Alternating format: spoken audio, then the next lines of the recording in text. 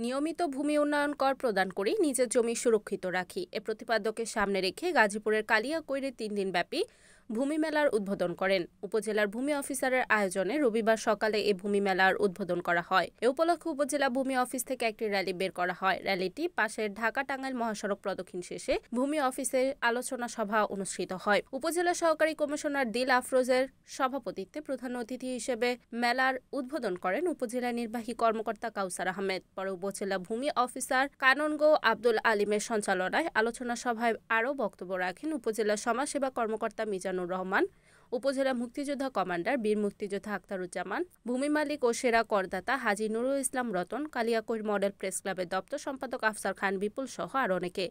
এ সময় উপস্থিত ছিলেন উপজেলা প্রশাসন ও উপজেলা ভূমি অফিসের অন্যান্য কর্মকর্তা কর্মচারী, ভূমি মালিক, সাংবাদিকবৃন্দ। সভায় ভূমি কর সহজভাবে প্রদান, নিয়মিত কর প্রদানের সুবিধাসহ ভূমি বিষয়ে আলোচনা করা হয়।